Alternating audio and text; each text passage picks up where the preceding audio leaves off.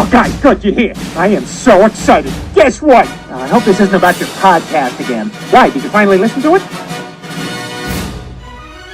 Da-da-da-da, da-da-da-da, da-da-da-da, the Gloomy Next Door production.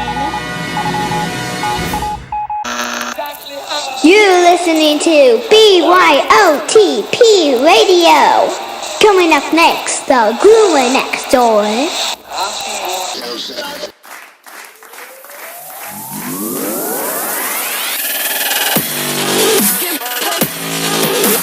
The Groomer Next Door Podcast.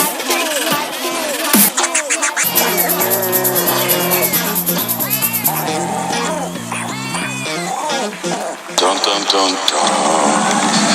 Hi, nice to meet you. I'm everybody's friend. Hello, pups and kittens, and welcome to another fun-filled and informative episode of The Groomer Next Door. I'm your host, Chris Green, and joining us this week is Rockstar himself, Billy Hookman from Answers Pet Food. Billy is amazing when it comes to his knowledge. It just continues and continues, and he is so well-versed and a lot of fun to talk to.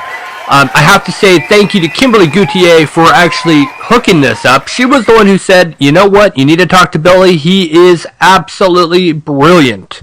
And so there was the introduction that was needed, and oh my goodness, it was nothing short of amazing. Let's go into this week's Fact of the Week. Now, because I consider Billy to be a rock star, I thought this was just fitting.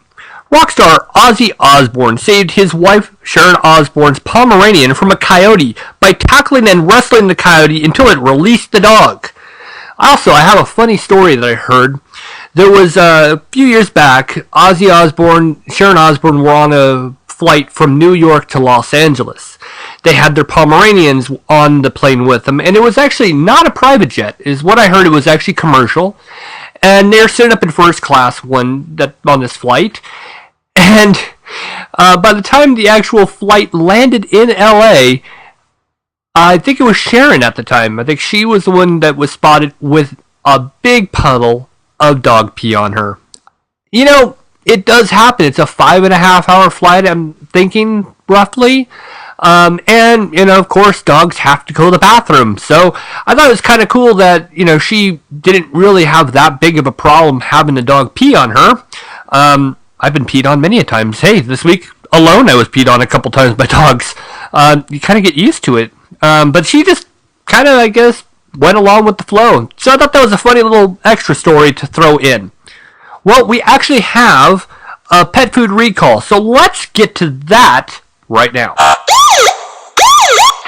food recall alert. The FDA issued on the 28th of November that store-bought bone treats could kill your dog. The U.S. Food and Drug Administration has issued a warning regarding the purchase and use of store-bought bone treats. The FDA claims the danger goes beyond the risk of regular bones. What's a bone treat? The FDA reports it has received about 68 reports of pet illnesses related to bone treats. Bone treats differ from regular uncooked butcher-type bones because they are processed and packaging for sale as dog treats. Which products? A variety of commercially available bone treats for dogs have listed in the report included ham bones, pork femur bones, rib bones, smoky knuckle bones. No specific brands are mentioned in the FDA bulletin. The processed products may be dried through a smoking process or by baking. They may also contain other ingredients such as preservatives, seasoning, or smoke flavoring. All of this will be on the actual description page. And if you have any of these, just throw them out. Take them back to the store where you bought them. And that concludes this week's Pet Food Recall.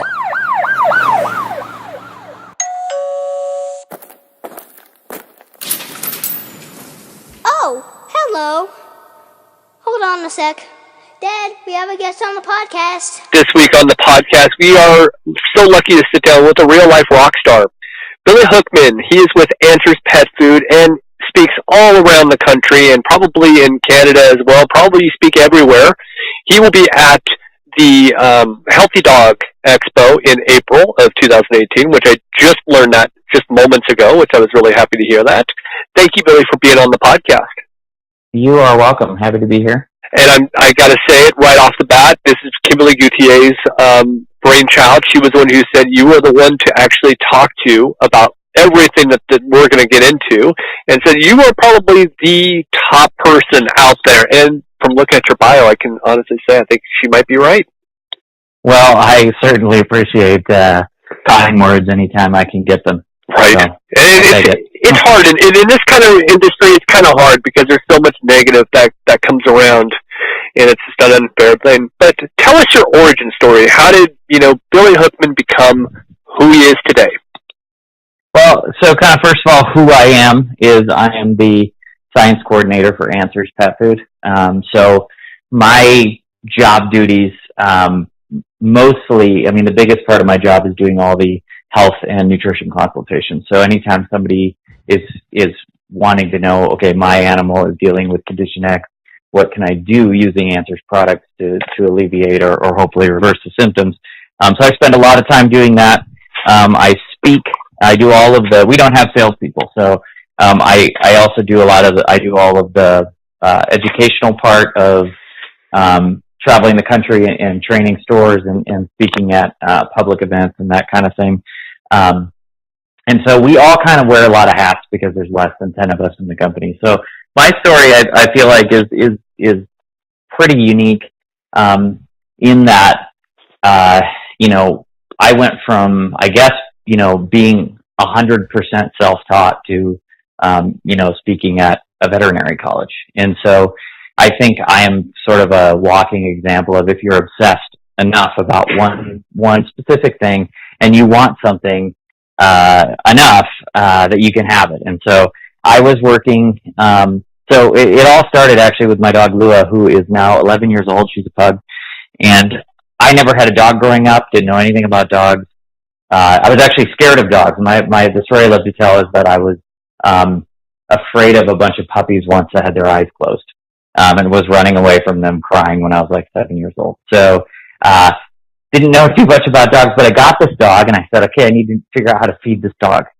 And this dog and nutrition became one of those things. So my brain works in very specific fashion. It works very, if I'm into something, I'm really into that thing. So if it's Marvel superhero movies, I know everything about that thing.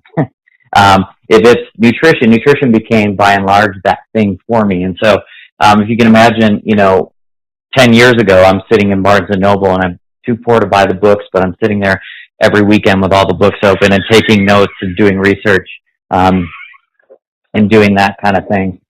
And, essentially, sorry about that. My wife came in and lost my train of thought.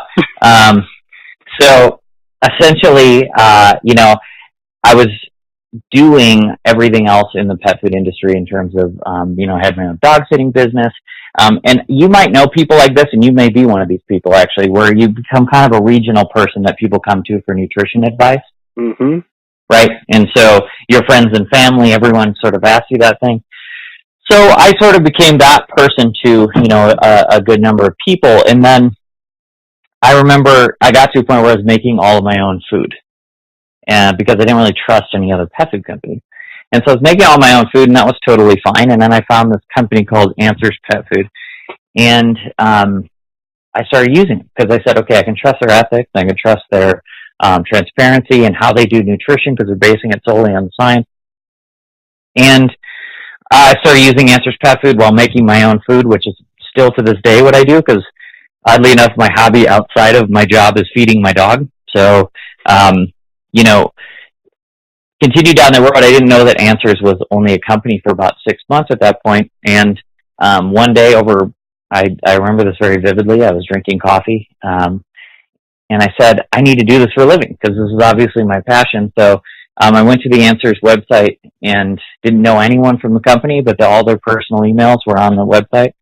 And I emailed my boss, Jacqueline Now, who I didn't even know that they couldn't even afford to hire me at the time. But I emailed her and I said, this is who I am. I love science. I this is all I want to do with my life. And then at the end I said, and you have to hire me, because I can't work for anyone else. And she did. So that's, and I haven't always been the science coordinator for the company. It's always been a blending of, of kind of, how we work. But, I've been with the company about, I would say 7 years. And I think the other thing that's very unique about how I came to the company and just our company in general is that there was no training for me. When I get together and I go back to the farm, and me, Jacqueline, and Roxanne, who are the two sisters who essentially started the company, when we get together, we exchange ideas and we learn from each other. But there is no training. They didn't sit me down and say, okay, here's the answers, pet food train. We all arrived at the same conclusion because it's just science, right? The evidence points you in one direction.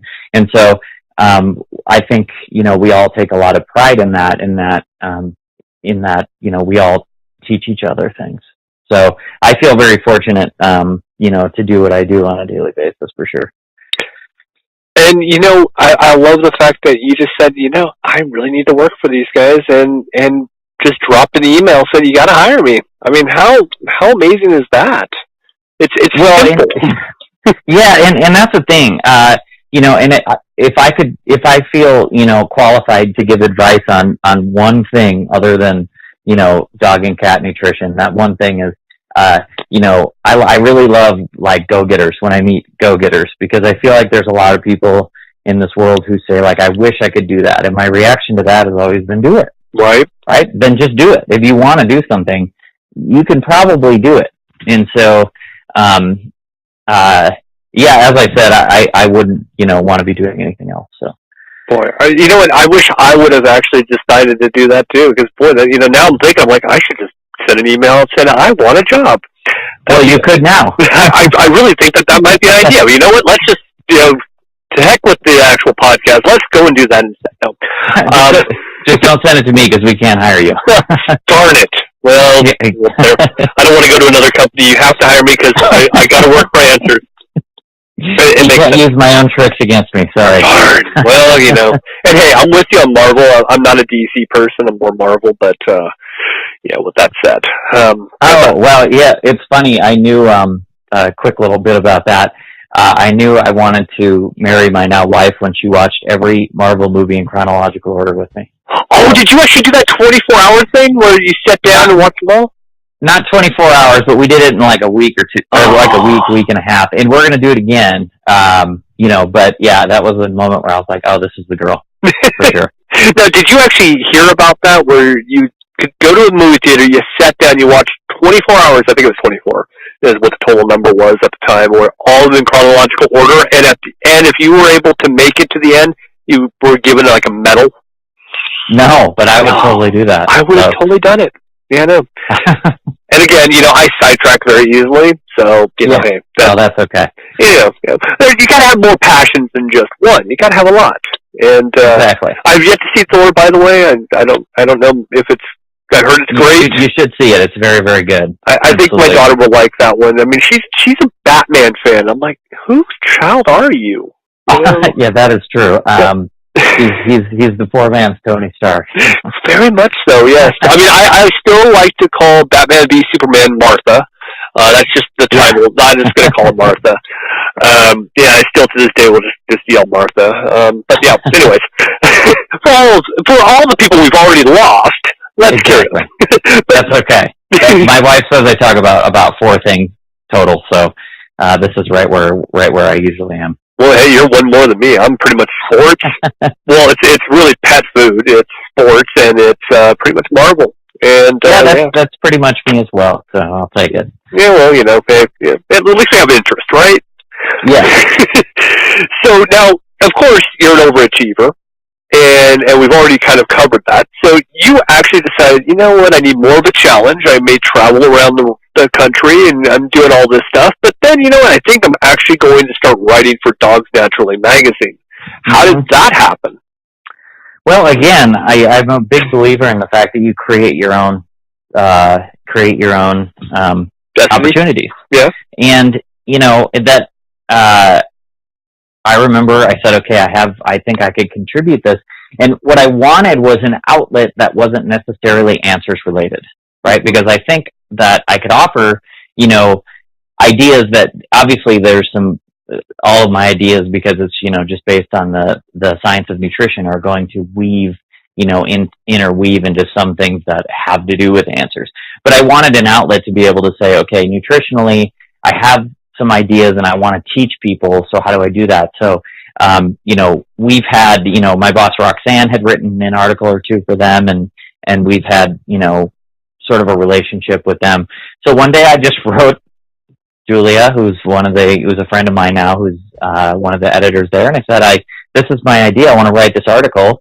And she said, great, let's do that. And that was, I think, 6 articles ago. And I have one coming out in the next issue, which I'm excited about. It's about plants. And essentially it's about how differing life stages of plants, so birth through, adolescence and being sprouts, or adult plants, or, reproduction in terms of berries. So all of the stages, including death, and decomposition, which I would say, is fermentation, how they all offer different nutritive properties. So, it's a cool outlet, but you are correct in that, especially towards the end of the year when I'm traveling a lot and speaking a lot, sometimes I'm like, why did I sign up to do this again? So, but it is fun, and I really enjoy, that there's not a lot of things for me that beat those moments when people say, hey, I've read your work and I really enjoyed it, and I, do this thing with my dog now, or however it might be. Those are really cool for me. So that's interesting. I mean, it's just, and it's not like you're pigeonholing yourself. You're staying in the realm, but you're also expanding. You're kind of like roots and building different trees out of it, I guess you could say, which is kind of cool. The fact that it's not, I'm not just going to focus on dog food and pet things. I'm going to actually go completely all out there. And to be able to do that, that's talent. It's very hard. So, well, I appreciate that. And I think it's also a desire to say,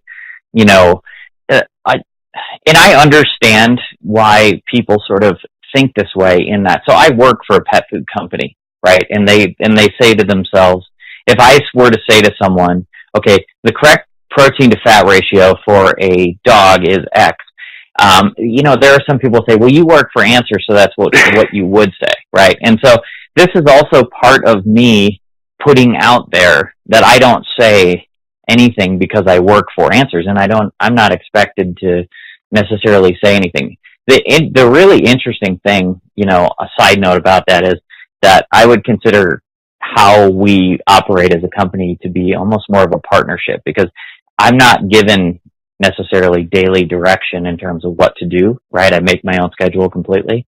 So it's kind of like,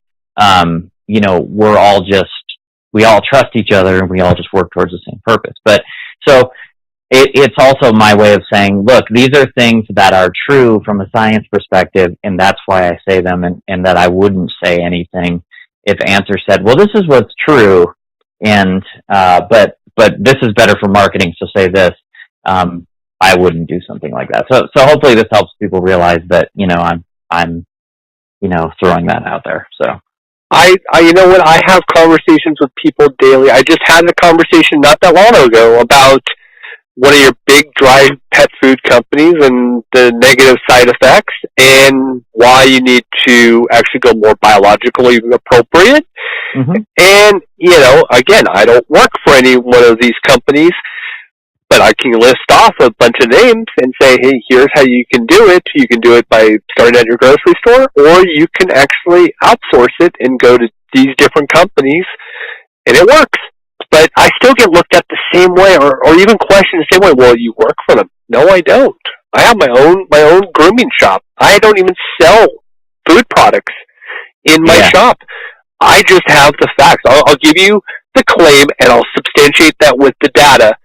And that's where I'm going to go with. You can go to any company. You can go to Answers. You can go to Darwin's. You can go to Fetching Foods. You can go to the market and buy it yourself. Any way you want to do this is your choice. Just here's the data, and here's what will support it. You can do what you want with it. And that's all you can do.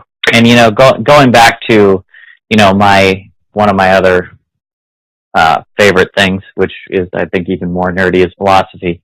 And so, if somebody makes an argument based on X and they work for, company Y, that doesn't make that argument untrue necessarily, right? And so you still just have to look at the data. But what I think is funny about that is that, we have to.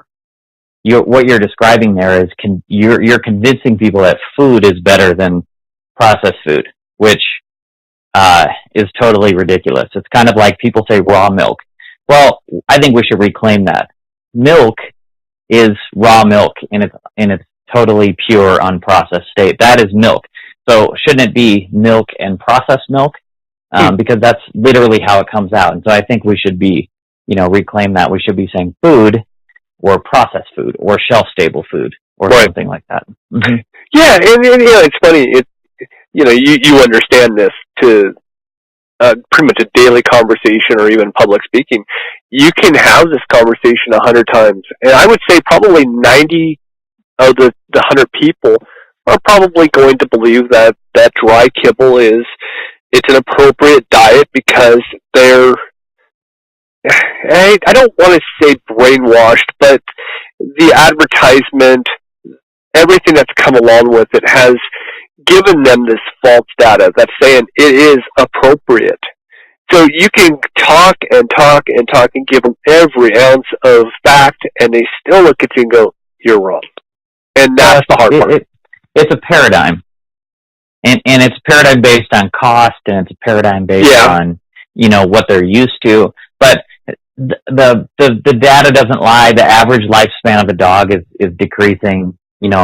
I see it constantly. So I think I'm in a pretty unique position in that I deal with all the health and nutrition consultations. So on any given day, I deal with dogs that have kidney disease, dogs that are dying of cancer, especially dogs that have digestive issues, or something like that are really affecting their quality of life. And what I've noticed over, the past 7 years of working with animals like that is it seems to be getting younger and younger. Yes. So, and all of that goes back to genetics. And so here, in my view, is the biggest problem with dogs and cats today.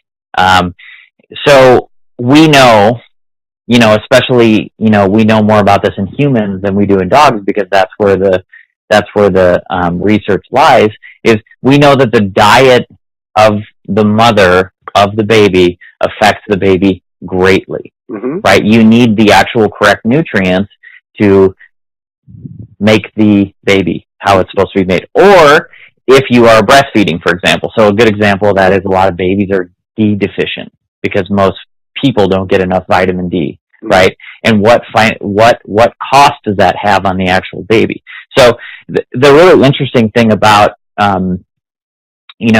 that is what we're finding is so if you have, bad genetics, what they're finding now with newer research is that you can affect that with your own diet. But the thing that most affects that is the diet of the mother. So that's why, actually, on a side note, I told my wife that she's going to hate me, if we have a kid, because I'm going to be like, this is your diet, and you have to eat this way, and you can't go away from this diet.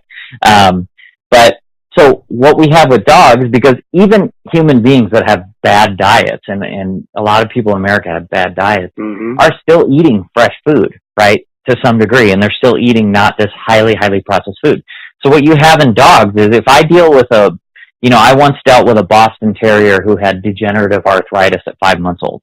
I don't think I would argue I was dealing with that dog's, just that dog's genetic issues. I would say that goes multiple generations back, because you have malnourished dogs that are only eating the worst version of processed food, right? Animal, industry byproducts going into kibble. So you have an animal that eats only processed food giving birth to an animal that eats only processed food that gives birth to an animal that eats only processed food. And I would say, that is a recipe for seeing what we're seeing now, which is dogs average lifespan decrease, and dogs are dealing with all these issues that they shouldn't be dealing with. There isn't any reason that a 5-year-old golden retriever should start to have a bunch of skin issues all of a sudden out of nowhere. Their bodies should be able to function. And so the nice thing is, given what we do in order to help these animals, people always ask me all the time, so if I feed my dog, raw fermented foods, are they going to live forever? Are they going to live, to be 30 years old or whatever it might be? I have no idea. But what I do know is that we have taken animals with health conditions, and we've sort of either alleviated or reversed said health conditions, with certain, by introducing fermented raw foods, so we know we're headed in the right direction, right? And so there still needs to be more research on, everything in regards to fresh food, but I don't think it takes a lot of science for, people to really realize once they get the education that, oh yeah, foods that are unprocessed are probably healthier than what I'm serving my dog. Doesn't it seem a little strange now that since we're all so conscientious of our nutrition, Mm-hmm. why are we so oblivious to our pets' nutrition? Well, it's interesting because we see that all the time. I think it's just because of the mixed messages of everything. Because even in human nutrition, there's so many mixed messages True. about what is healthy, right? And so, I think a lot of people have their vets saying, don't feed raw food, it's dangerous. And then you have, me saying, oh, you have to feed raw food, there's really nothing else to feed, and so people are sort of confused about that. And so, but people also don't realize what actually goes into pet food. Now, I go to every other AFCO meeting, and my boss goes to every AFCO meeting, which is, I'm very thankful she goes to everyone because, they are very boring. Mm-hmm. They're interesting.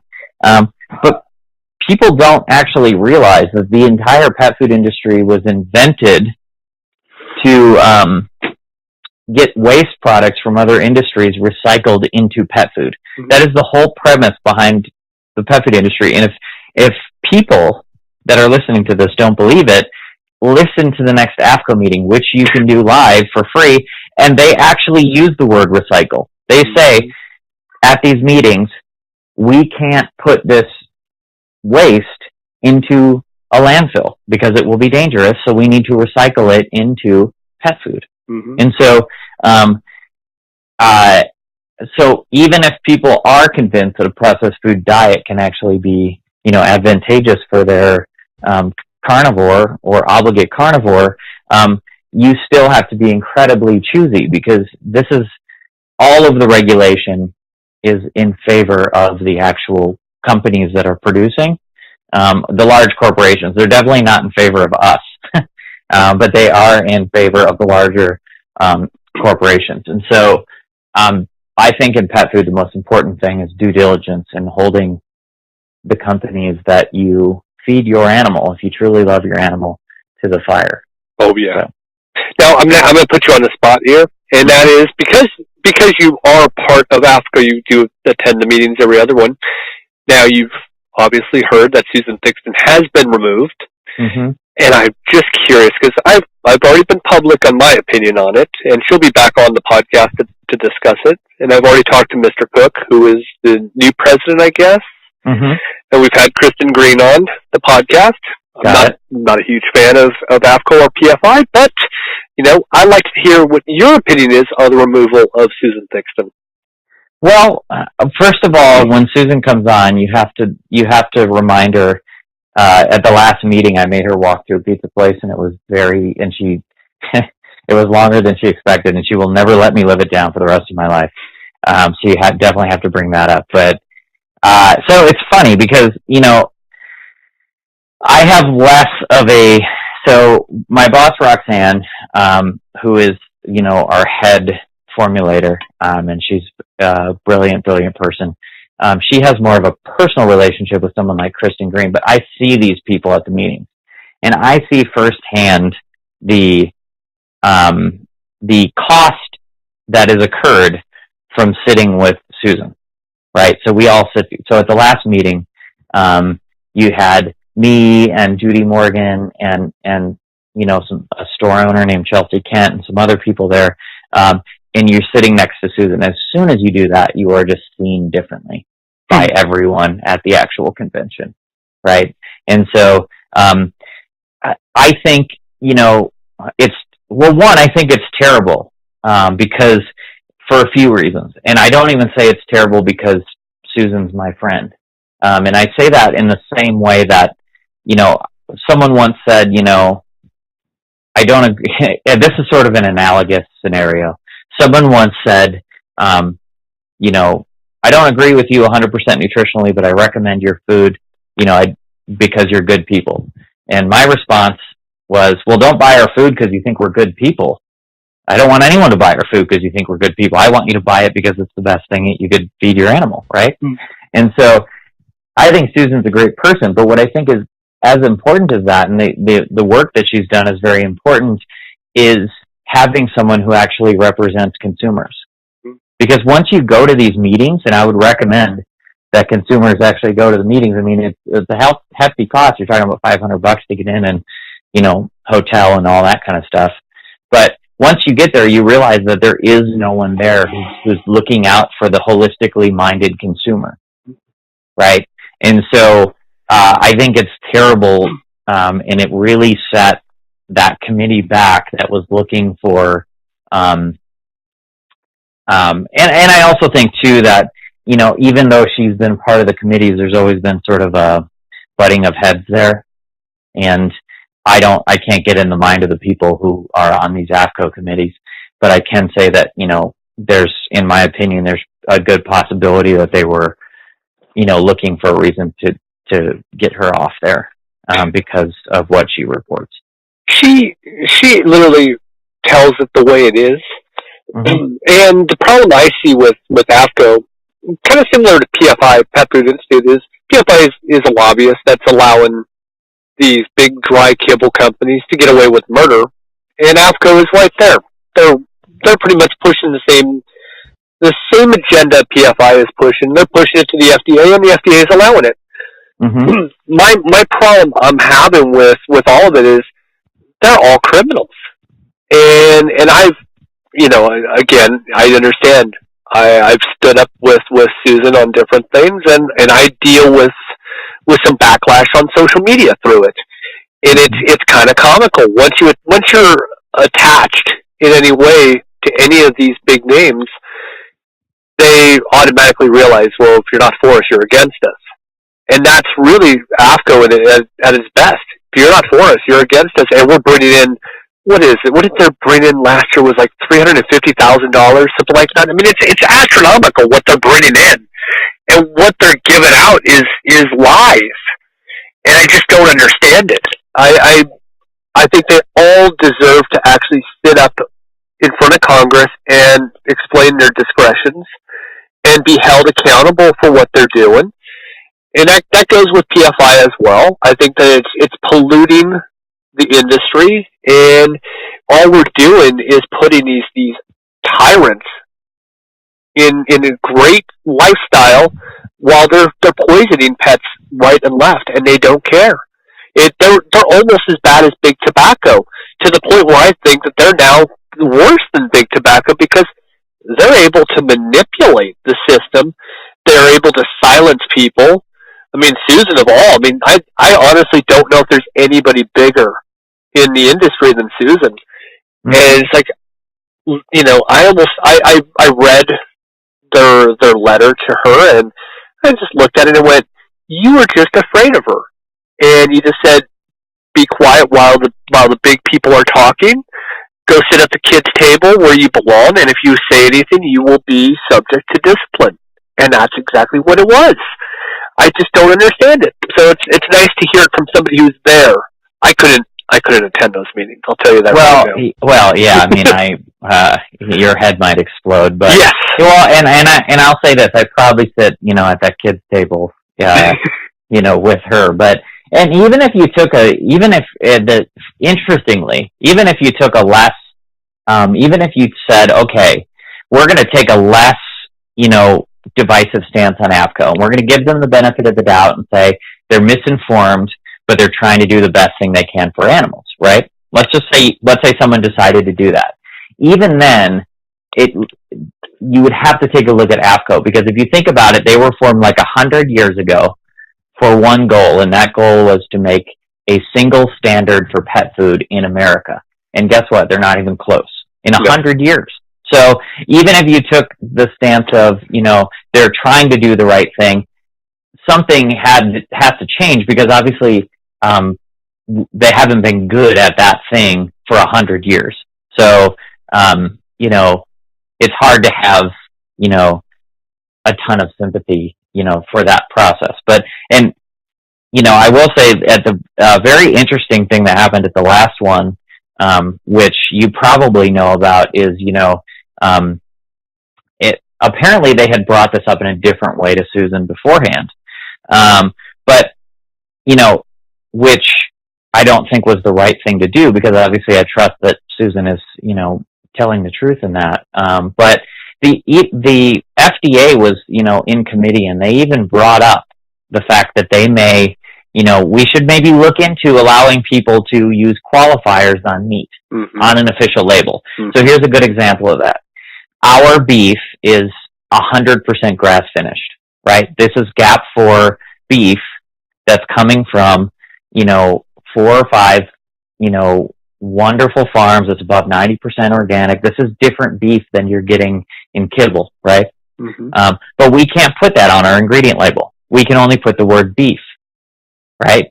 And so the FDA said, maybe we should start allowing some of these qualifiers. And immediately when they said that, the renderer lobbyist's hand shoots up, and he says, no, we can't do this, because as it turns out, we have other customers, and we can't let people know this, because we'd have to change, and that I think would just kill it right then and there, even though the consumers are saying, I want to know what I'm feeding my animal. So, it's, more and more disheartening, I guess, every time I go. Well, it's important. That goes back to a few months ago when Dr. Becker and her were in D.C., and she was talking to the FDA about the changing the bags to actually say pet food to pet feed. And and that's what I was referring to. Yeah, they kind of muddied that up. Oh, big time.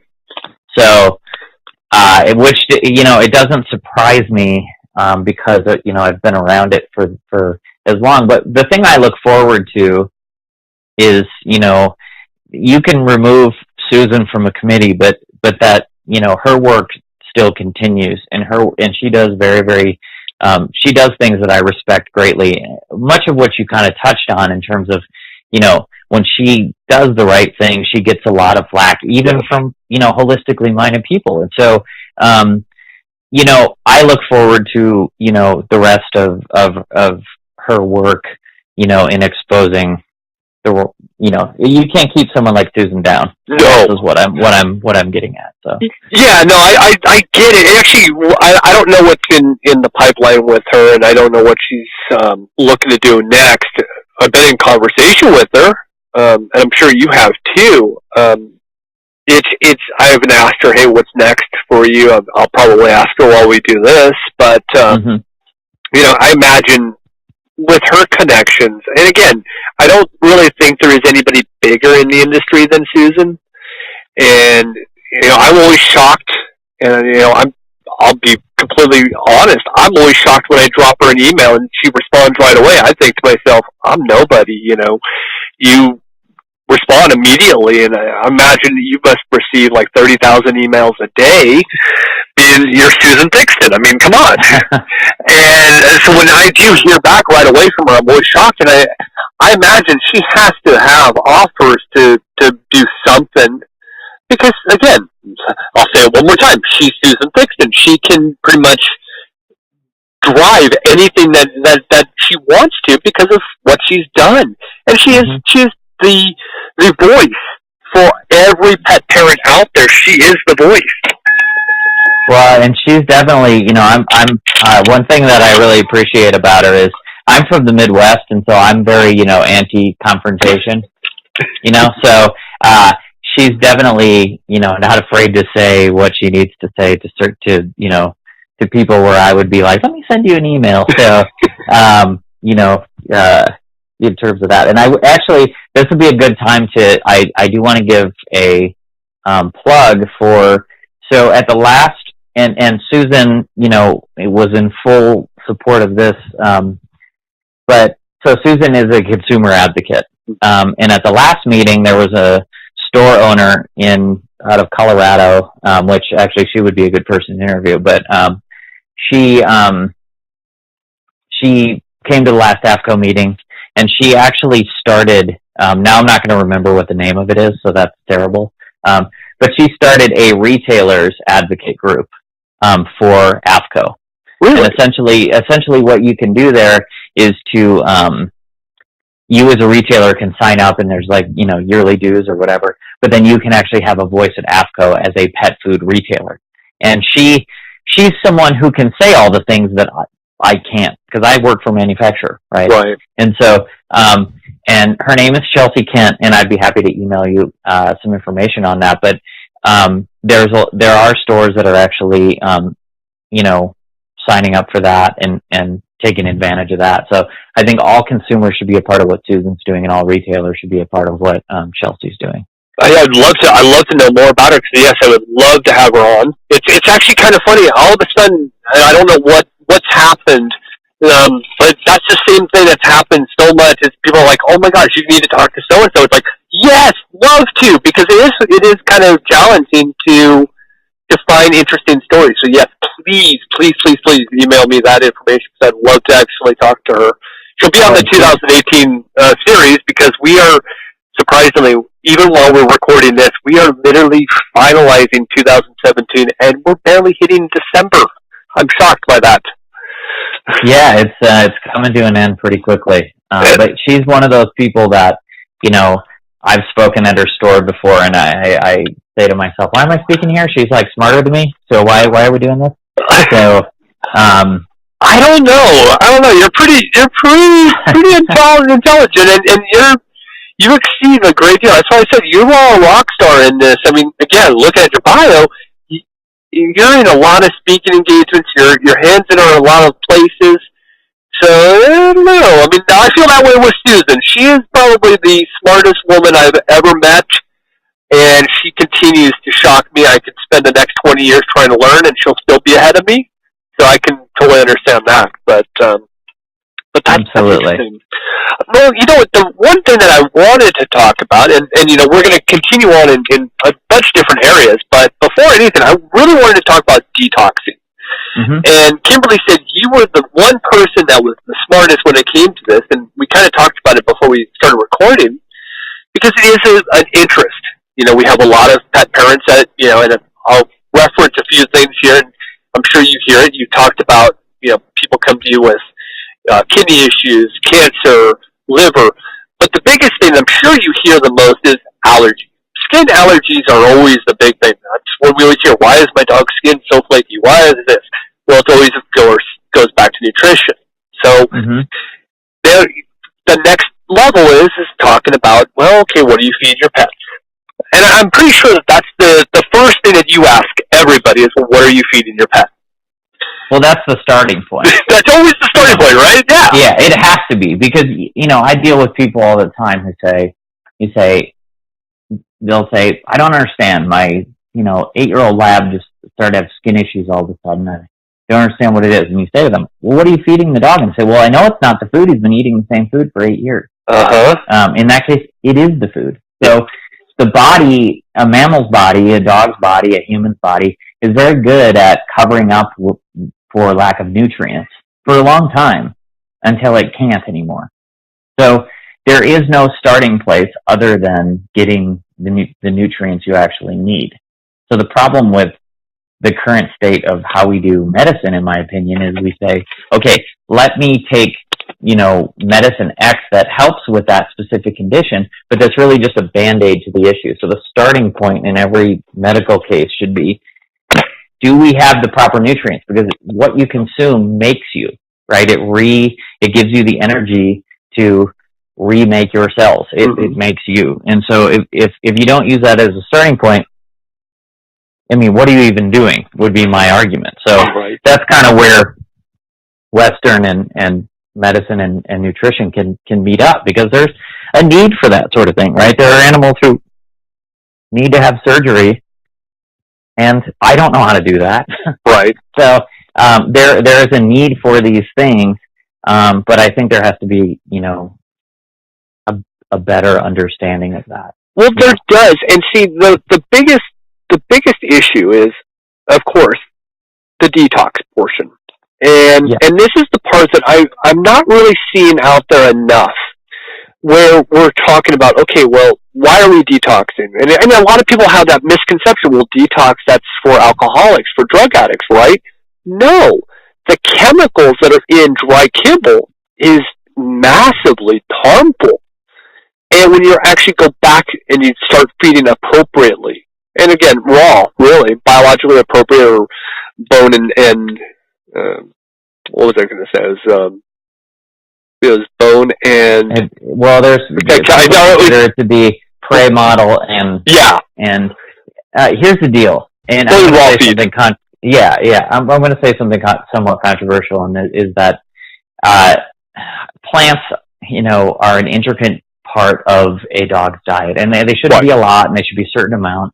But just for the record, the idea that you can create a wolf's diet 200,000 years ago is just not true, because we live in a modern food system. The animals are fed differently, and even if you could recreate a wolf's diet from 200,000 years ago, that doesn't mean it's the best possible diet. True. Because again, it goes back to that naturalistic logical fallacy, in that there is no wolf in history that only drank raw milk for several years because it had a liver shunt. But we've done that and kept dogs alive that almost certainly would have died if not. And so in that case, what is natural was worse. Mm-hmm. So that's just my tangent side note on that. But getting back to detox, the very interesting thing about detox, and we see it all the time, and here's the deal with what we do. We're not a big enough company to be able to fund a study, right? We don't have $1 million to be able to say we're going to do a double-blind study and do this thing. But what we do a lot of is case studies around the country with different veterinarians to say, in fact, we've had such a good amount of success in dealing with our raw dairy products and heart murmurs that, I was just talking to a vet yesterday that two of her dogs have heart murmurs. So she's doing blood work before this, and then we're going to go, we're going to incorporate, either do the milk diet or incorporate some of our goat's milk on a certain level, and we're going to look at those results. And what that gives us the ability to do is to be able to notice patterns around the country.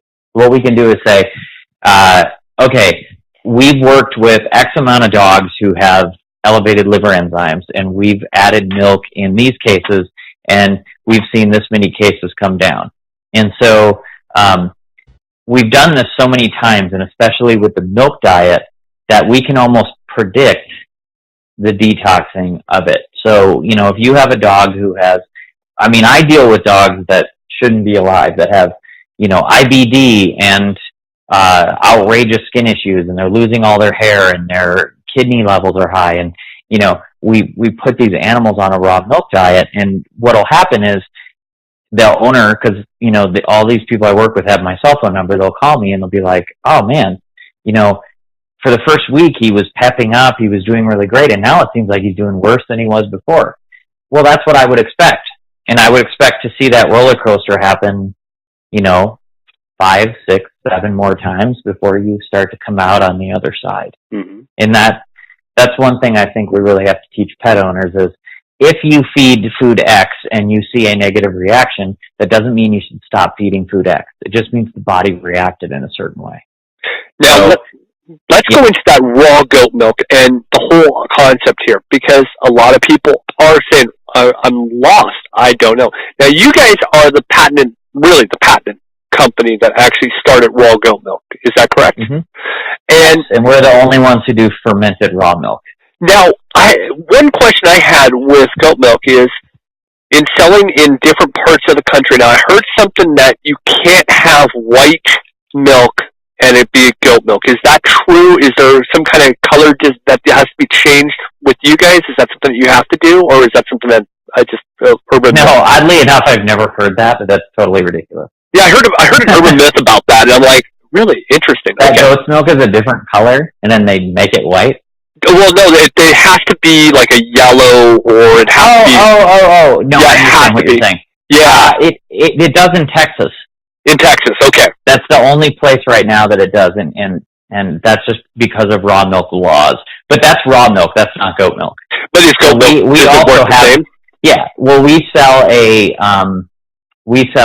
raw cow's milk kefir, mm-hmm. and that's for those who are a little bit more cultured. It's kefir, but I just say kefir. So we sell raw cow's milk, and that also has to be yellow in Texas. So it's more of a raw milk thing than a goat milk thing. Okay. I was always wondering that. It's an interesting weirdness to me. Like, why do we have to have colors? Why is that differential? It seems weird, but I because we're pet food. Yeah, it just seems weird, though. I mean, you can still. Yeah, I don't know. There's so many questions to it. Oh, it's all weird when it comes to food laws. I can tell you that. Oh boy, right.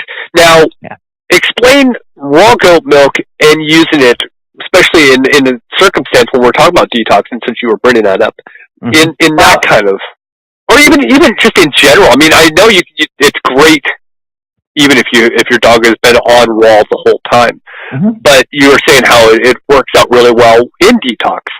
So that's why I was like, ooh, I'd like to know a little bit more on that portion, because again, well, as I was kind of alluding to earlier, raw milk is, as I said, I wish we could formulate something as complete as raw milk. So when people often call me and they say, and this is partly our fault because I think this is our nomenclature at the beginning of when we were using it, but people say, I want to do the raw milk fast. But fast implies that you're missing out on something, right? Mm-hmm.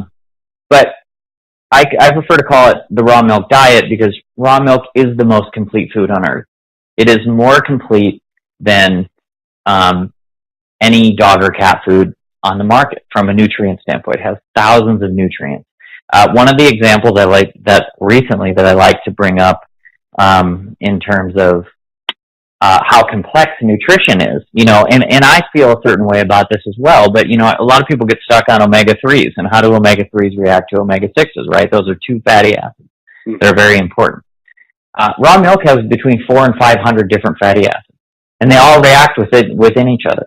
So I will say, if I could only feed Lua, my dog, one food for the rest of her life, it would be raw milk over even our food, which I think is, in my humble opinion, is the best formulated food on the market. But that's the first advantage, but the second advantage is it's actually made to be food by nature, by biology and evolution. This is something that's made to sustain another mammal completely. So all those nutrients are working together, and they all have cofactors to actually help them be digested. So, for instance, you're going to digest more of your vitamin D in raw milk than you are in another food source. And that goes back to a lot of reproductive foods like eggs as well. But so not only is it the most complete food, but it's also the most, it's made to be food. And then on top of that, it just has all these other benefits. Now, one of the things I tell people when they're making their own diet is don't feed foods for specific things. Like, don't be like, I'm going to add probiotics. I'm going to feed, all of these things are naturally present in foods.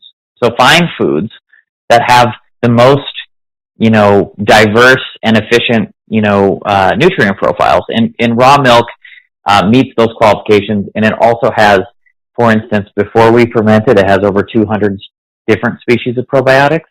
And then we ferment it on top of that, all of which are more efficient than adding a supplement because of the fact that those probiotics are living in a food environment and pre-digesting all those lactose sugars. Mm-hmm. And it has every known digestive enzyme. One of the reasons we've had such a good amount of success with animals with pancreas issues with the goat's milk is because raw milk requires pretty much zero digestion from your pancreas or use of your pancreas in terms of digesting it. And so I would say milk, oddly enough, actually meets the criteria of what all pet food companies are trying to achieve, which is one food that an animal can eat for its entire life. Now, I recommend dogs and cats eat a multitude of foods, right? Because variety is a very good thing. I nerd out on my dog's meals constantly. And so, it's very important to vary it up. But if there was one single thing, and the closest thing to a silver bullet is raw milk. And I will say, too, on that note, cow's milk gets a very bad name because of the fact that cow's milk is more consumed in America. But cow's milk, is the second most digestible food on the planet. Now, we do something a little bit different in that we ferment it at a higher temperature than our goat's milk, so it becomes, I would argue, on the same digestibility level. But cow's milk, as long as you're getting it from the right cows and that it's grass-fed and raw, is healthier than virtually any other food on the planet. So, I always get, a little bit miffed when people start talking about how, actually cow's milk leaches calcium from your bones, and actually cow's milk, pasteurized milk has a tendency to be very unhealthy. So, I'm not going to argue. Now, curiosity to this question is, what is a typical serving? How would you actually administer it into your dog's diet? Well, for any of those people who make their own, and this is definitely something I've written about in Dogs Naturally, but for any of those people who are making their own diets at home, I recommend that you always include raw milk and eggs, because those are the two most, they're both reproductive foods. They're the two most, healthy and biodiverse foods, and they're great fat ratios. They're right where you want to be, fat to protein. So I would say if you have a great recipe that you're comfortable with at home, and then you just take and recommend or add the recommended amount of, that's recommended on the answers carton or whatever you want to do, that would be a good insurance policy against nutritional deficiencies. Because that's what you're trying to avoid if you're making your own diet. Right. I mean, it's challenging. I mean, it is, and for anybody who's a raw feeder at home, I mean, you go, and when you said geeking out, I geek out when it's time to go to the store because, okay, what proteins are we getting? What proteins? And, it's just terrible. I've said it so many times. I hate the word proteins because we're talking about another living life that gave its life so that my dogs can eat. But I feel 100% on that one. I don't even know what to, I really love to have a better word than protein because I really feel guilty. And here I look at my dog and I go, you eat meat, I do not. So it's kind of an odd thing. But, I'll get about a cup and I'll put it into her food, and she'll have a mixture of different kinds of beefs, and she'll have pork, and she'll have chicken occasionally. And right now we have turkey neck that's in there. She had salmon. And, I put a little bit in there because, again, the benefits are just astronomical. And again, here we go back to the claim is substantiated with the data. And yet people look and they go, I even had it down to the question of, you put in a raw egg? Yeah, an eggshell can go in there too. Why? Well, yeah, and there's a lot of fear about just bacteria in general. But before I say that, I will say I'm with you 100% on animals not being called protein. And it's funny you say, because I've never heard someone else say that. But when I give a lecture or something like that, I really, really try not to say, when people say, are you going to come out with new proteins or whatever it might be, because of the fact that you're dealing with animals. Right. So people say, why don't you come out with more proteins? It's kind of like, well, we need to make sure those, I'm air quoting, proteins are living in quality life and are given the respect they deserve, even though they're being raised for food. So it takes time to be able to do those things. And I can tell you right now, we're very closely connected to our animals in terms of how we produce, and we've started raising some of our own animals, and, so we meet them. We've been there when they've been slaughtered in some cases. And when you have an experience like that, you're going to either A, stop eating meat, or B, make sure that all of the meat you eat is very, very good in terms of the ethical quality. And so, that's kind of a hot button issue, for me. But with the raw egg thing, people are just afraid of bacteria, and they say, what about salmonella? What about all these different things? But the deal is this: it's not about salmonella. It's not about listeria. It's all in the terrain. Can that listeria grow? Can that salmonella grow? If it can't grow, you will not get sick. And what a lot of other people don't realize is that salmonella is everywhere. Mm-hmm. So if you took a swab of your house right now, there would be salmonella in there. So, it goes back to terrain. How are you feeding your animal? How are you inoculating your animal with good bacteria every day? Because most people say, I don't want bacteria in my pet's food. And I would say, what? Bacteria? You want to put as much bacteria as you possibly can. And on that note, I eat raw egg yolks every morning. Mm-hmm. So I'm someone who is not afraid of that bacteria because I know my overall diet. And dogs are even better equipped to handle that themselves because they have a shorter digestive tract. But, if you're taking that raw milk and you're inoculating your animal's stomach with bacteria every day, I personally don't think it's really something to worry about in terms of that. Well, you also get the same thing. How do you feed your dog raw? I mean, you can't feed dogs and cats raw. I mean, dogs will get salmonella.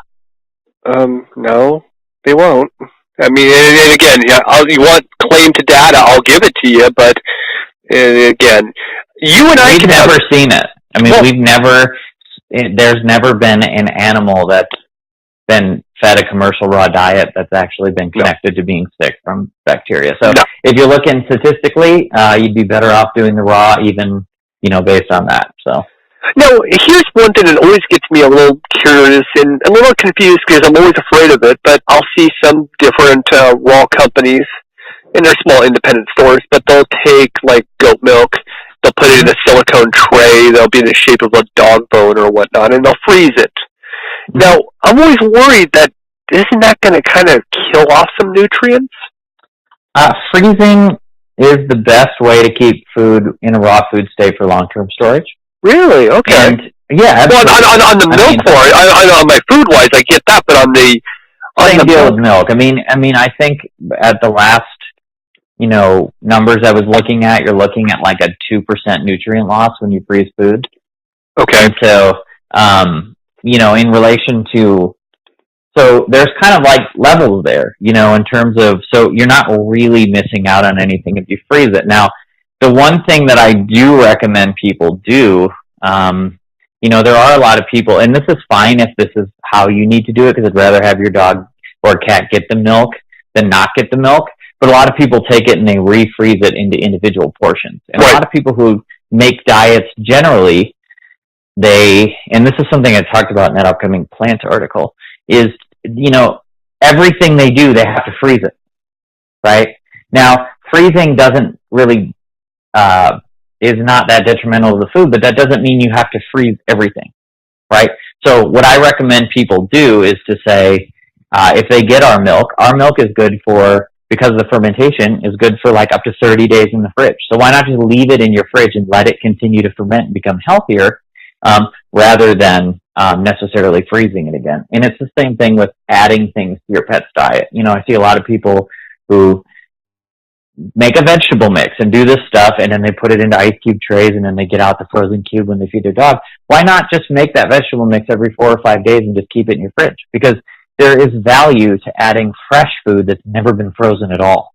Well, even though, and the other, the myth I want to dispel, and the people, I hear this a lot, is that people say like, oh, well, your products are fermented, but once you freeze them, it kills the bacteria. And that's not true either. And we know that's not true because we are a company that tests food. So for instance, we released raw goat cheese treats.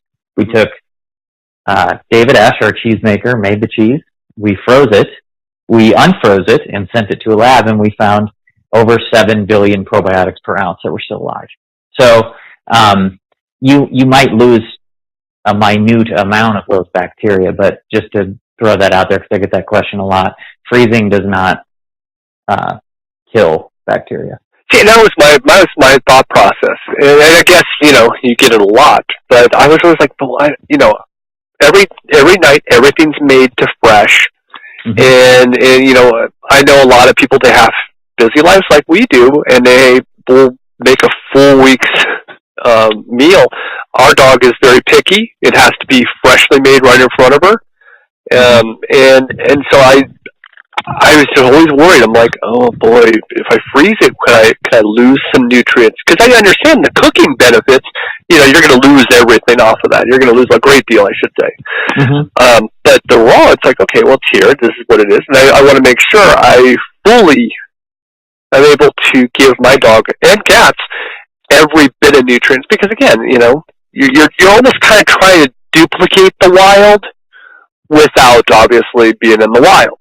That's where the wolf thing makes me kind of, laugh, because I do realize people do want to actually recreate that time, and I'm just not really there.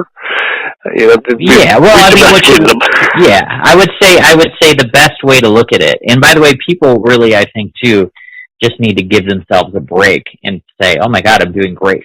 Because, I deal with people all the time who are like, I do all of your products and I do it in this combination. Is there anything else I can do? And I'm like, you're feeding your dog better than 99% of the world. So, give yourself a round of applause and keep doing what you're doing. So, I think there's a level to that. And I think people need to look at wolves or, ancestral diets as only the very starting point. And I would say it's the starting point to say, okay, we can look at, here's how I think people should approach diets. They should say, we should look at a wolf's macronutrient profile. So how many carbohydrates versus how much fat versus how much protein would an ancestral diet consume, right? And you can look at that and say, okay, here's, we know it should be very low in carbohydrates, but carbohydrates, that plant food should be present. We know it should be a 1-to-1 fat to protein ratio, but then take it to the next level and say, we're not worried about within that macronutrient profile. Let's not use the limitation of, let's not be limited, I should say, to, a wolf would or wouldn't eat this, because we live in a modern food system. And so now we take that macronutrient profile and we say, what are the healthiest foods we can add to that diet in order to create the best diet possible? And that's kind of what we do. So for instance, in our food, we have fermented cod livers that have been fermented for a year, and we have high vitamin butter, right? Now, no wolf is eating butter. I guarantee you that, right? Unless it finds it somewhere. But we know that this is very beneficial in a vitamin called vitamin K2, which is, essential for humans and dogs and cats. And we needed to get it in there in the food system that we exist in. And, even going, taking it one step further to that, there's a lot of people who say, I shouldn't say a lot of people, but there's some people who say, I feed my dog, I'll go and shoot a deer, mm-hmm. right? Or I'll go and hunt a wild animal and then feed, my dog that meat, and that's the closest thing we can get. But that's not even true anymore, because it was funny, because I was back in Pennsylvania at the farm doing some research and development, on product wise, and we were driving through the countryside, and I said, boy, if I ever move out here, I don't know if I want to hunt, but I would love to, pay someone to hunt, because that would be like really good meat, right, in terms of ethically raising it. And my boss, who's from that area, was very quick to say, well, you would never want to eat that meat, because all those deer now just go around eating non-GMO corn. They go around eating GMO corn. So if those deer are eating a good deal of corn, because that's what's raised in the area now, you're going to get basically the same fat profile as any other animal that's fed corn. So, it's kind of impossible to make that diet anymore. Interesting. Yeah, well, mm-hmm. Yeah. I mean, we talked about my area. Their hunting is huge here. I just can't do it. I just cannot do it. I feel like taking a life. I totally understand, the hunting and the benefits and why it has to happen. I get that, and so I'm not against it. I actually had a neighbor, and I live in a nice little suburban residential area, so I'm not in the country complete, but literally was across the street from our house, like almost diagonally. This is about 3-4 years ago, and he picked up a deer, and he was draining it right there in the front yard. And I just kind of looked at that and went, I'm not against the fact that you went hunting. It's just, you didn't want to see it. Yeah, I didn't want to see that. Yeah. Yeah. Well, and, speaking from a moral philosophy standpoint, I think hunting is really the best way you could, make a case for eating meat. But, yeah.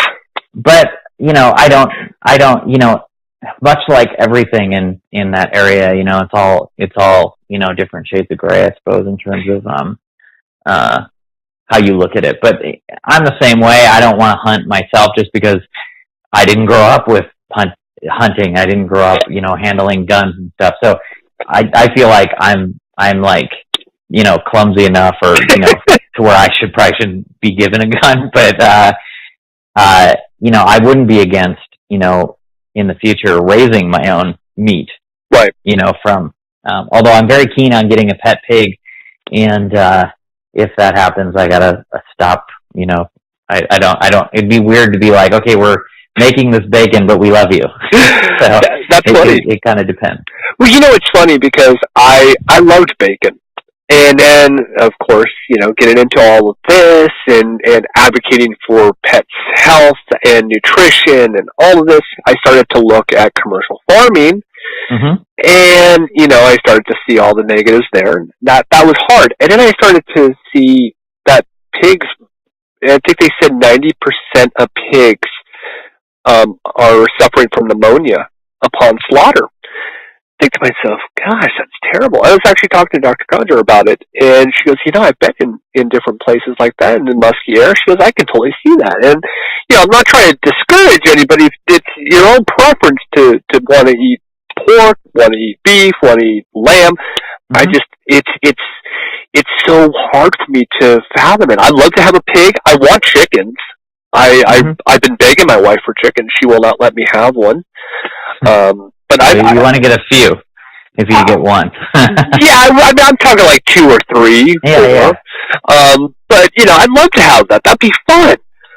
I mean, fresh eggs. How great is that? I know exactly where they're coming from, and I know they'd be well taken care of. But it's so difficult.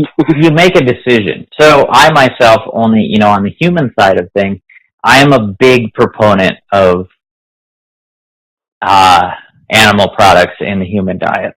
And however, I don't typically, tell any other human being how to eat or what to eat, because it's usually, a very personal thing. But for my own personal circumstance, I'm a big proponent of the nutritional quality of eating correctly raised animal products. Right. And so I only myself eat a certain ethical standard of meat. And I'll give you an example of that. We fly Southwest for all of our business-related things. And on Southwest, we get 2 free check bags, which is awesome. This is my plug for Southwest. But whenever I go back to the farm, we, as the Answers Pet Food, started raising, our own pigs. And these pigs are raised in wonderful environments. You're talking about pastured pigs who, enjoy their lives and have room and are out, in the grass and doing those sorts of things, right? This is really the only standard of pork that I'll eat. Now, lucky for me, I get about, 50 pounds of this that I check on Southwest and take back to LA with me. And then me and my wife eat pork chops, every other day for several months. But it really comes down to, for me personally, I made a choice that I wanted to eat meat for health reasons, but then I made a choice that I said, I'm only going to eat ethically raised meat. And that goes back to that gray area.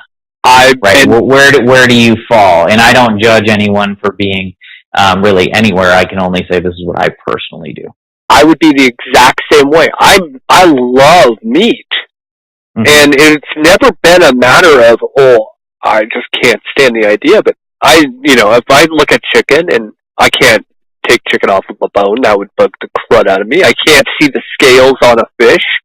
Mm-hmm. I can't do that. That's just, that's where I draw my line. But I look at the commercial plants, these commercial farms, and they're just I don't know where my meat's coming from. That's where I came from. And so if I was in your spot, I would do the exact same thing probably. Because, again, I'm with you. I understand the nutritional benefits. It's like I'm a little distracted because I'm looking at our indoor rescue cat. It's an indoor-outdoor. And this cat keeps fighting mice. And right now, currently, I'm watching this cat hunting this mouse. So I'm sorry if I seem a little distracted, but I thought I would actually point that out. And speaking about freshly hunting, this cat is freshly hunting as I speak. So and again, I can get easily distracted.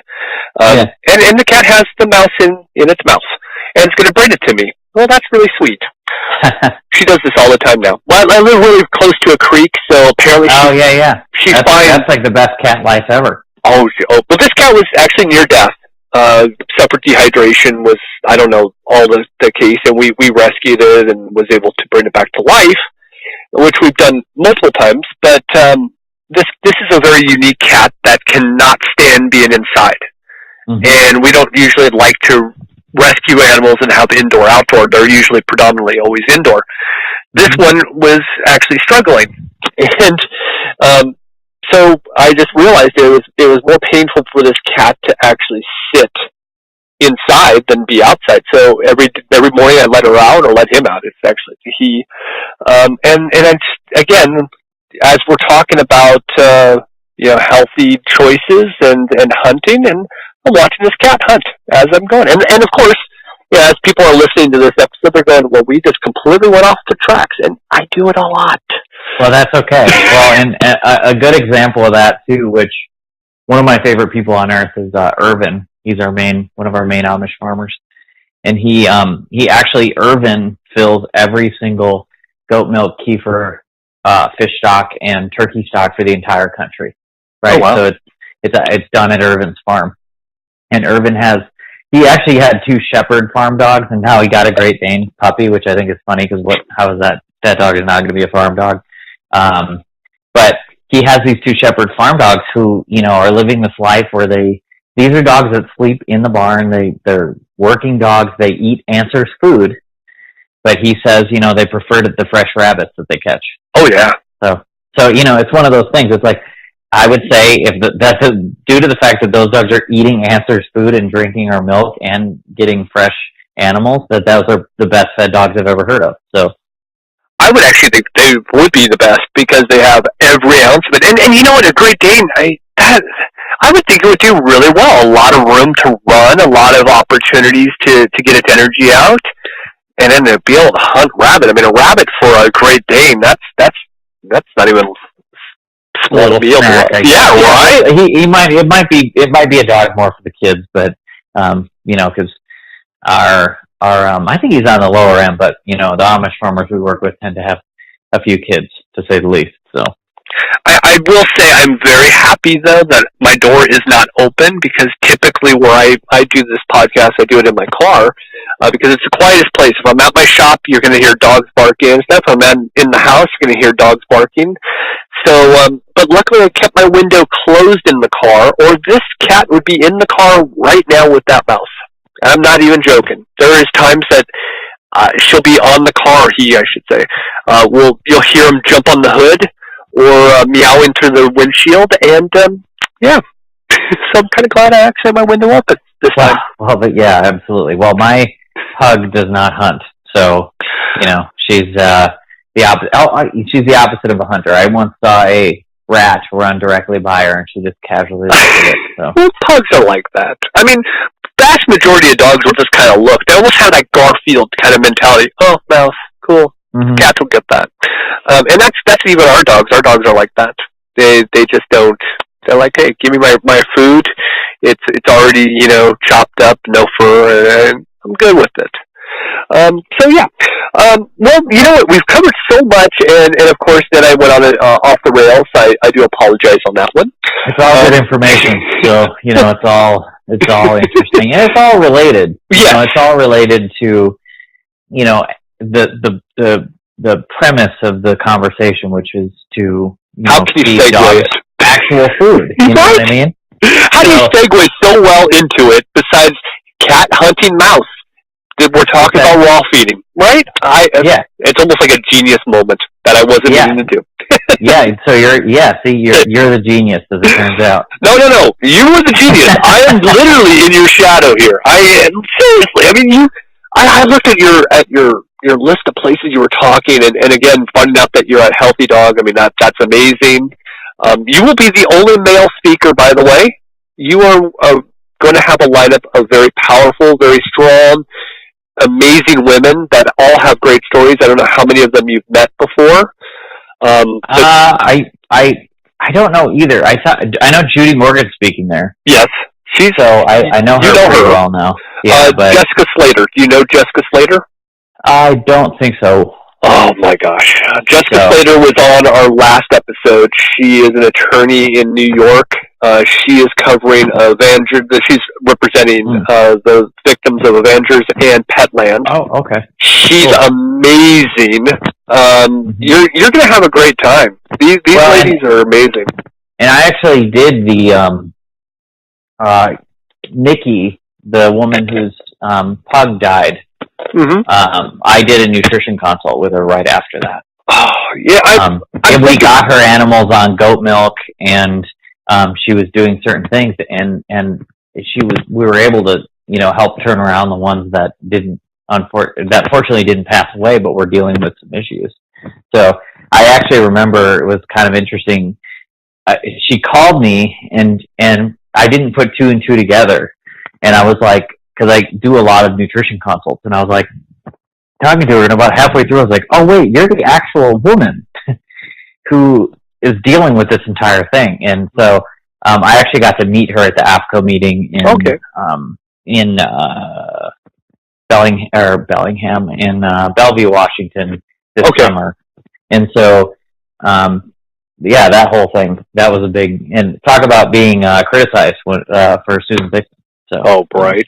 Yeah, I've considered talking to Jessica about having the mouths on, but it's just such a hard conversation. Your heart bleeds for these people. They were doing what I think every pet parent thinks that they're doing, and that is, I'm doing the right thing. I'm giving my dog, or I'm giving my cat, whatever it is, special treat, because I'm rewarding them because I love them so much. And to be blindsided by products that are just laced with pentobarbital. How crazy! Well, and I would say, and this would be my number one recommendation to pet parents or owners, or however you want to phrase it, because there's a disconnect. And here's what I would suggest that you ask companies. And this is, earlier I was talking about keeping people's feet to the fire, to companies, right?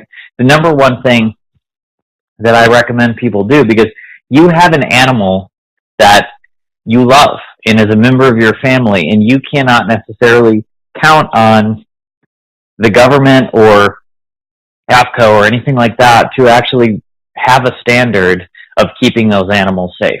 Right. I mean, that is just a fact. And so what you need to do is, if you really love your animal, you need to make sure that they're eating the right thing. And even if that's processed food, you need to call these companies. And my number one rule of thumb is, if you call a company and they never call you back or they never email you back, don't use their products. Yep. Why on earth would you do that, right? And then the second thing was, you need to know where the food's coming from. And for me, I don't really think it's a lot to ask, because this could be, a few hours of one day. And then you figure this out, and you figure, okay, I'm comfortable feeding this food. And then every once in a while, ask the company more questions, because companies change, obviously.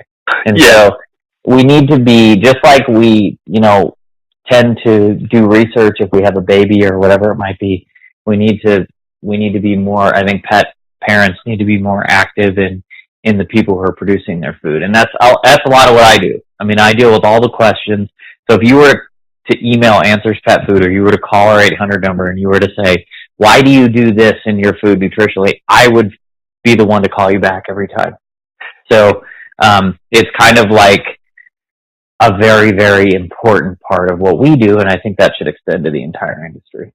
And you know what? I'll commend you guys. You guys are one of the most transparent, if not the most transparent, of the pet food companies out there. And I don't even like to call it pet food because honestly, you guys are you shouldn't be lumped into that term, because pet food to me is dry kibble. And it's almost kind of a derogatory word. You guys are way, way, way above all of that. You're a pet meal provider. So pet meal product. Let's go that way. But I really appreciate what you guys do. And what you do especially. I mean, you're everywhere, and you're definitely keeping everything honest and everyone honest. So that is definitely a benefit. Well, I do appreciate that. Yeah, we just we get ourselves into trouble a little bit with that, but when you just talk about the science, you can't really go wrong. So, if another company doesn't like that, you just kind of say, well, then don't do it. So. Again, though, claim to data, and how do you argue it? You can never lose an argument with data. Your claim is one thing, the data is there. You guys have all of that, and it's like, look, this is what it is. Here's the science behind it. If you have any questions, well, here's the science behind it. There's no way around that. That's exactly right. Is there anything that we've left out? I mean, I know we've been all different directions, and I've gone off the rails, but I always want to make sure we covered everything that we could have covered on this episode. I think we covered everything, including Marvel. So I think we covered pretty much the spectrum of things. But thank you so much for the opportunity to come on. I appreciate it. Oh, I totally appreciate it. Well, this week it's been Billy Hookman with Answers Pet Food. And, thank you for being on. This is Chris Green. Have a pet-tastic week. Bye-bye, everybody. Okay, gotta go in my bedtime.